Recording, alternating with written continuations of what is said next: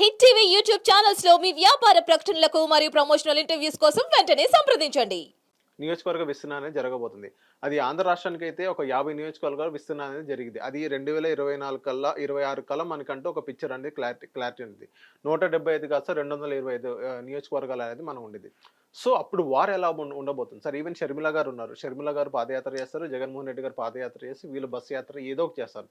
So ఇప్పుడు public ఏం చూస్ చేస్తారు. ఇప్పుడు ముగ్గురు ట్రయాంగిల్ షేప్ లో ముగ్గురు 3 రకాలుగా వాళ్ళు మొత్తం ప్రచారం గానీ మొత్తం రిలీజ్ చేస్తారు. సో ఇప్పుడు దాన్ని ఎలా చూడొచ్చు అంటారు. ప్రజలు ఎవరికి ఓటేసే అవకాశాలు ఉన్నాయి. ఇప్పుడు వీళ్ళు కూడా ఇలాగే చెత్తగా పరిపాలిస్తే వాళ్ళు ప్రజలు ఎవరికి నిర్ణయిస్తారు. షర్మిల గారు నిర్ణయిస్తారు అనుకోవచ్చా మనం. ఎందుకంటే రాజశేఖర రెడ్డి బిడ్డ అని చెప్పుకుంటున్నారు కాబట్టి. ఈసారి ఇట్లా ఏమైనా ఆర్తపాలెం పెట్టి నెత్తికి ఏమైనా ఎత్తుకున్నారు ఈసారి 5 సంవత్సరాల తర్వాత కూడా రాజశేఖర రెడ్డి గారు అమ్మాయి ఎవరు ఎంటర్టైన్ చేస్తారు. అసలు 29లో ఏం జరుగుతుంది ఇవాళ కూర్చుని అవడండి చెప్తాడు. ఎందుకంటే స్వామిని పిలిచిన ఆయన కూడా చెప్పలేడు. ఎందుకంటే నియోజకవర్గ విస్తరణ అయిపోయింది. దానివల్ల నియోజకవర్గాల విస్తరణ ఇవన్నీ ఎప్పటి నుంచో నడుగుతున్నవి. ఫస్ట్ జనాభా గణన జరిగితే సార్ ఆటోమేటిక్ గా మీరు అన్ని చెప్పొచ్చు. మనకి ఇవాళ ఆంధ్ర రాష్ట్రానికి ఒక వీటో పవర్ ఉన్న దగ్గరే 45 మంది ఎంపీలు శాసిస్తున్నారని చెప్పి మన రాష్ట్రాన్ని ఎడగొట్టారు. అర్థమవుతుందా. సదరన్ స్టేట్స్ లో ఎప్పుడైతే ఎంపీలు పెరుగుతారో భవిష్యత్తు నిర్ణయం రాబోయే రోజుల్లో సదరన్ స్టేట్స్ నుంచి జరుగుతుంది. అంచేత మీరు అంత ఆశామాషిగా లేదో మనకి పెంచేస్తారు ఇచ్చేస్తారనే భ్రమంలో మీరుంటే అవతల కాంగ్రెస్ అయినా బీజేపీ అయినా మన 2 తెలుగు రాష్ట్రాలకి అన్యాయం చేయడానికి మాత్రమే ఉన్నాయి. అందులో మొహమాటం కాంగ్రెస్ కానీ బీజేపీ కానీ ఎవరైనా అంతే. వాళ్ళే అతీతం కాదు. వీళ్ళు మద్దతు ఇచ్చినా కానీ అదే ఏం చేశారు చెప్పండి. మద్దతు ఇచ్చారు కదా, ఏం వచ్చింది చెప్పండి. ఈ 2 నెలలు ఏమొచ్చింది చెప్పండి సార్. అదే ఆర్బీఐ 2వ మంగళవారం బాండ్ల ఏలంలోనే వస్తున్నాం కదా మనం. సో వాళ్ళు అధికార పక్షం కూటమి ఏమని చెప్తున్నారంటే గవర్నమెంట్ ఫామ్ జస్ట్ ఒక 2 మంత్స్ అయింది, మినిమం ఒక 6 మంత్స్ అన్న టైం ఇవ్వాలి కదా, అప్పుడే మా మీద పడితే అప్పుడు మేమేం చెప్పాలన్నట్టు వాళ్ళు చెప్తారు. దేనికి కావాలి మీకు 6 నెలల టైం అంటే ఇప్పుడు రాష్ట్రం ఏ స్టేజ్ 6 నెలలు దేనికి కావాలి. రాష్ట్రం ఏ స్టేజ్. నేను అడిగిన ప్రశ్న వినండి సార్. మీరు నన్ను ప్రశ్నించుకుంటా కాదు కదా, ప్రజలకు తెలియాలి కదా. ఇప్పుడు 6 నెలలు కాక 60 నెలలు టైం ఇస్తారు మీకు 5 సంవత్సరాల్లో. కానీ వాస్తవం ఏంటంటే మన రాష్ట్ర విభజన 10 సంవత్సరాల క్రితం జరిగింది. 10 సంవత్సరాల నుంచి మన రాష్ట్రానికి రావాల్సింది ఇవ్వకుండా మళ్ళీ ఇంకా 6 నెలల టైం ఏమంటే 2 నెలల టైం అంటే తమాషాలా అట్లా. ఇప్పుడు కేంద్ర ప్రభుత్వం 2 చీఫ్ సెక్రటరీలు కూర్చొని మాట్లాడుకున్నారట, చీఫ్ మినిస్టర్లు 2 కూర్చొని మాట్లాడుకున్నారట. ముందు చీఫ్ మినిస్టర్లు 2 కాబోయే ఈ ఎలక్షన్కి మేము తెలంగాణ ఆంధ్రప్రదేశ్ ఎడగొట్టి ఈ చీఫ్ మినిస్టర్లు మీరు ఎన్నుకున్న తర్వాత అప్పుడు రాష్ట్రం విభజిస్తాం, ఈ రాష్ట్రానికి ఈయన ఏం కావాలో లేకపోతే అయిన ఏం కావాలో అన్న దగ్గర మాట్లాడిన తర్వాత ఎడగొట్టరా. అయితే వాళ్ళకి లేడీకి లేచిందా ప్రయాణం అని ఈ జయప్రకాష్ నారాయణ వెంకయ్యనాయుడు 2 మాడేసుకొని అపోజిషన్ పరంగా నేను మాడేస్తానని చెప్పి మ్యాచ్ ఫిక్సింగ్ టైప్లో రాష్ట్రం ఎడగొడితే ఇవతలు తెలంగాణకి రావాల్సిన రాలేదు, ఆంధ్రప్రదేశ్కి రావాల్సిన రాలేదు. మొదటి సంవత్సరం సంయమనం పాటించుకుని నీటి నిష్పత్తులు ఏవైతే చెప్పారో అది ఒప్పుకున్న తర్వాత కూడా 10 ఏళ్ళ తర్వాత కూడా నీటి నిష్పత్తులు తేల్చకుండా అదే సాగుకు తెరలేపుతుంటే నాగార్జున సాగర్లో కేసీఆర్ మొదటి గవర్నమెంట్లో చంద్రబాబు గారి గవర్నమెంట్ కర్రలో కటార్లు పెట్టుకుని కొట్టుకు చచ్చారు.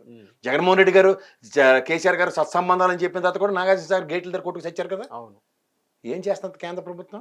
పోనీ ఏమైనా కేఆర్ఎంబి కానీ మిగిలిన రివర్ బోట్స్ ఏమైనా మనకేమైనా అనుగుణంగా ఉన్నాయా. అవతల పై రాష్ట్రాల తగ్గులు పంచాయతీలు తేలే, విభజన హామీలు ఇప్పటికి తేల్చకుండా విశాఖ రైల్వే జోన్ సంగతి మాట్లాడకుండా అన్నారట. ఈ టాగోనితలు అడుక్కోవాలండి. బడ్జెట్ ఎలక్షన్స్ ఏవి, పోలవరం నిధులు ఎలకేషన్ జరిగిందా. ఇప్పుడు ఎలా ఉంది తెలుసా సార్, దరిద్రానికి నిదర్శనం అంటే ఓ జిఎంఆర్ జీవీకే ఎయిర్పోర్ట్లు కడతారు, దీన్ని లటక్కని అదానిగా ఎత్తుకుపోతాడు. ఇందులో గవర్నమెంట్ ఏం చేస్తుందిరా బాబు అంటే పోనీ ఏదో గవర్నమెంట్ పోర్ట్లు లేకపోతే గవర్నమెంట్ ఇవి డబ్బులు లాజిస్టిక్స్ అర్థం ఒక ప్రభుత్వం ప్రైవేటీకరణ చేసిందంటే ఓ ప్రైవేట్ వాడి దగ్గర తీసుకుని ఇంకో ప్రైవేట్ వాడు ఎత్తుకెళ్ళిపోవడం ఏంటి. దీనికంటే కేంద్ర ప్రభుత్వం బ్రహ్మాండమైన నిర్ణయాలు మనం బంద్ చేయడం. ఇది ప్రైవేటీకరణ లేకపోతే ప్రభుత్వీకరణ ఆస్తుల్ని వశీకరణ విద్యలతో వశపరచుకోవడమా నాకైతే అర్థం కావట్లే.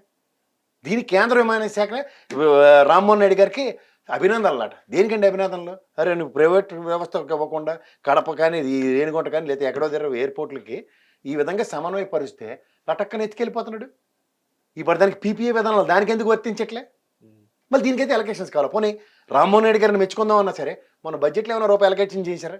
ఈ కొత్త ఎయిర్పోర్ట్లకి ఉన్న ఎయిర్పోర్ట్ల పునరుద్ధరణకి ఎంత ఎక్స్ అమౌంట్ దీనికి శాంక్షన్ చేసాం, ఇందులో ఆంధ్రప్రదేశ్కి గ్రాంట్ వస్తుందని చెప్తే సంతోషించవలసిన విషయం పోయి మళ్ళీ అట్లా అభ్యర్థన ఇచ్చుకుంటారు. చంద్రబాబు నాయుడు గారు వెళ్ళి రామ్మోహన్ రెడ్డి గారిని కలిసి మన ఎయిర్పోర్ట్లు విస్తరణకి మీరు ఏమంటే అబ్బాబ్బాబ్బా అని అందరూ భజన చేసేస్తున్నారు. అప్పటిదానికి ఆయన పార్టీ అధ్యక్షుడు ముఖ్యమంత్రి పార్లమెంట్ సెక్షన్స్ కన్నా ముందు ఆయన కూర్చోబెట్టి మాట్లాడే దగ్గర మన రాష్ట్రంగా ఏం చేస్తావు చెప్పాయా అని చెప్తే ఒక మాటలు అయిపోద్ది. అందరికన్నా ఎక్కువ విషయాలు తెలిసింది రామ్మోహన్ రెడ్డి గారికి రాష్ట్ర విభజన దగ్గర నుంచి. గలం వినిపిస్తుంది కూడా ఆయనే కదా. ఇదంతా ఎంత ఘోరంగా ఉందంటే అంత ఘోరంగా ఉంది. ఇవి మనం విని మనం ప్రశ్నించుకుంటున్నాం. సార్ ఇప్పుడు వేరే మనం కోల్కతా ఇన్సిడెంట్ మనం చూసుకున్నట్లయితే మమతా బెనర్జీ గారు పాపం మా అమ్మాయి 31 ఇయర్స్ ఏజ్ ఉన్న ఒక అమ్మాయిని మోహిత్ అని 36 అవర్స్ డ్యూటీ చేసి ఆ అమ్మాయిని రేప్ చేసి మర్డర్ చేశారు, లేకపోతే మర్డర్ చేసి రేప్ చేశారని మనకు తెలియదు. ఆ పోస్ట్ మార్టం రిపోర్ట్ వస్తుంది. సో దానికి మమతా బెనర్జీగా వి వాంట్ జస్టిస్ అని ఆమె సీఎం ఉండే, ఆమె హెల్త్ మినిస్టర్ ఉంది, ఆమె హోమ్ మినిస్టర్ ఉంది, ఆమె వాళ్ళని కాపాడుతుంది. ఎవరైతే హంతకులు more than 5 members, even 150 grams sperm అనేది దొరికిందంట పాప అమ్మాయి బాడీలో. సో ఆ అమ్మాయి మమతా బెనర్జీ గారు వి వాంట్ జస్టిస్ అని ప్లే కార్డ్స్ పట్టుకోవడం తిరగడం అది ఎంతవరకు సమంజసం సార్? అలాంటి ఘటనల పట్ల తీవ్ర అసహనాన్ని వ్యక్తం పరుస్తూ ఒక మగ మనిషిగా పుట్టినందుకు సిగ్గుతో తలదించుకుంటున్నాం ఫస్ట్ ఆఫ్ ఆల్. రెండోది, ఆ రాష్ట్రానికి సజ్జనార్ గారు లాంటి గొప్ప వ్యక్తి లేనందుకు సిగ్గుపడతాను. ఆ సజ్జనార్ గారు లాంటి మహానుభావుడు ఉంటే ఖచ్చితంగా తోలు తీసేసి ఉంది బయటికి, తెల్లరసికల న్యాయం జరిగి ఉంది. But it's really pathetic, ridiculous and నిజంగా చెప్తున్నాను, సభ్య సమాజం తలదించుకునే ఒక హేయమైన చర్య. ఒక అభంసొమ్మం తెలియని ఆడపిల్లల్ని ఒక 36 గంటలు డ్యూటీ చేసిన ఒక అమ్మాయికి ఒక తోటి హాస్పిటల్లోనే రక్షణ కల్పించకుండా ఆ ప్రిన్సిపల్ గారికి ఇమీడియట్గా నెక్స్ట్ ఇంకో కాలేజీలో పోస్టింగ్ ఇచ్చి ఆ దిక్కుమాలది రినోవేషన్కి వెళ్ళకపోతే వచ్చిన నష్టం ఏంటి? ఇప్పుడు సంథింగ్ ఈజ్ గూఫింగ్ అప్. అందుకని ఏంటంటే ఇలాంటి విషయాల్లో ఈవెన్ మోడీ గారు కూడా చాలా సీరియస్ ఏం యాక్షన్ తీసుకోమని ఏం ఆయన ఆదేశాలు కానీ అలాంటి ఎందుకు ఇవ్వలేదు అంటారు? ఈవెన్ మోడీ గారు కూడా జరుగుతుంది, అక్కడ కళ్ళ ముందే జరుగుతుంది. మీకు 2 విషయాలు చెప్తా సార్. చెప్పండి. ధర్మం 4 పాదాల మీద లేకపోవచ్చు, కానీ ఏదో ఒక విధంగా గౌరవ సుప్రీంకోర్టు అది సుమోటోగా తీసుకుంది. అంచేత ఎక్కడో దగ్గర ధర్మ పరిరక్షణ జరుగుతుంది. దానికి మనకు ఓపిక కావాలంతే. ఇవాళ ఈ వ్యవస్థల్లో నలటోడు మిలటోడు ఎవరు ఏం మార్చలేము, ఏం చేయలేము. దానికి మనం చూసి చూడనట్టుగా కాకుండా మన వంతుగా గళం వినిపించుకుంటూ ముందుకెళ్తూ గౌరవప్రదమైన పొజిషన్స్లో ఉన్న న్యాయమూర్తులు కానీ సుప్రీంకోర్టు న్యాయ వ్యవస్థ కానీ ఇలాంటి విషయంలో సుమోటోగా తీసుకోవడమే ఒక పెద్ద హర్షించవలసిన విషయం. సో దీని యొక్క పర్యవసనాలు దాన్ని ఇన్స్టంటేనియస్గా దాన్ని సిబిఐకి కూడా ఎండర్స్ చేశారు. ఖచ్చితంగా న్యాయం జరుగుతుందని ఆశిద్దాం. జగన్మోహన్ రెడ్డి గారు అసెంబ్లీకి రానన్నట్టుగా, ఈవెన్ అసెంబ్లీ జరిగితే నేను ఇలాగే ప్రెస్ మీట్ పెడుతూ చెప్తాను అన్నట్టుగా జగన్మోహన్ రెడ్డి గారు చెప్పారు. అసెంబ్లీకి అంటూ ఒక ప్రతిపక్ష హోదా అనేది నాకు ఇవ్వలేదు, ప్రతిపక్షగా నన్ను అసలు గుర్తించరు కాబట్టి నేను ఇలాగే ప్రెస్ మీట్ పెట్టుకుంటూ చెప్తాను అనేది ఇప్పుడు ఎంతవరకు కరెక్ట్ సార్? ఇప్పుడు జగన్మోహన్ రెడ్డి గారు రానన్నట్టుగానే చెప్పారు, నేనైతే రానని డైరెక్ట్ చెప్పారు, ఇండైరెక్ట్గా చెప్పారు. ఆయన ఒకటి రాకపోతే మిగిలిన 10 మంది వస్తారు కదా. వస్తారు సార్, 10 మంది అన్న.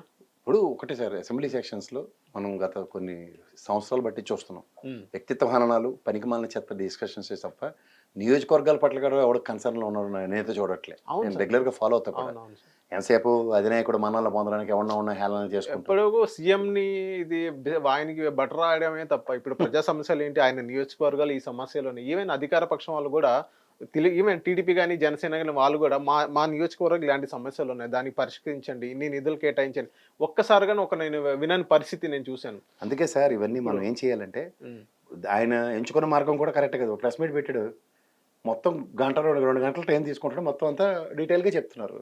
ఇక్కడ దానికి ఇక్కడ దీనికి మధ్యలో డిబేట్ జరగాలి. అవును, ఏది వాస్తవం ప్రజలకు తెలుస్తుంది. ఆయన అదే ఏదైతే 14 లక్షల అప్పులు అని చెప్పి సచ్చిన కోడికి కోసిన మీడియా అంతా అది 10 లక్షల గవర్నర్ రిపోర్ట్కి వచ్చింది. పవర్ పాయింట్ ప్రెజెంటేషన్లో చంద్రబాబు గారు 9,64,000 కోట్లు కన్ఫైన్ అయ్యారు. ఓవరాల్గా ఏది నిజమో ఒకటి వాస్తవం వస్తుంది కదా. ఆయన బయటకు వచ్చి జగన్మోహన్ రెడ్డి 8,64,000 కోట్లు చెప్పాడు. అందులో కాంట్రాడిక్టరీ ఫిగర్స్ ఏముంటాయి మీరు తెలుసుకోండి. అదే నేను ఆర్బీఐ రిపోర్ట్స్ ఫాలో అవుతాను, గౌరవ కేంద్ర ప్రభుత్వ బడ్జెట్లు ఫాలో అవుతాను, స్టేట్ గవర్నమెంట్ బడ్జెట్లు ఫాలో అవుతాను. ఇదే బుక్ నెంబర్ 5 and 6లో రావాల్సింది ఇదే బడ్జెట్ ప్రవేశపెట్టుంటాయినా ఓటాన్ అకౌంట్ బడ్జెట్ కాకుండా పెట్టుంటే వాస్తవమైన అప్పులు ఏంటో తేడా తెల్లవి ఉంది ప్రజలు. అప్పుడు జగన్మోహన్ రెడ్డి లేకపోతే వీళ్ళు చెప్తున్న మాటలు నిజాలా ప్రజలకే అర్థమై ఉంది. ఆ వెసులుబాటు లేనప్పుడు ఫిబ్రవరి దాకా ఓపి పడితే మళ్ళీ బడ్జెట్ వస్తుంది. ఎవరు తప్పించుకోగలరు? హిట్ టీవీ యాప్ ని డౌన్లోడ్ చేసుకోండి. ఇందులో short news, live news, entertainment movies అన్ని అవైలబుల్ గా ఉన్నాయి. Please download hit TV app. Hit TV app ని ఫ్రీగా డౌన్లోడ్ చేసుకోండి.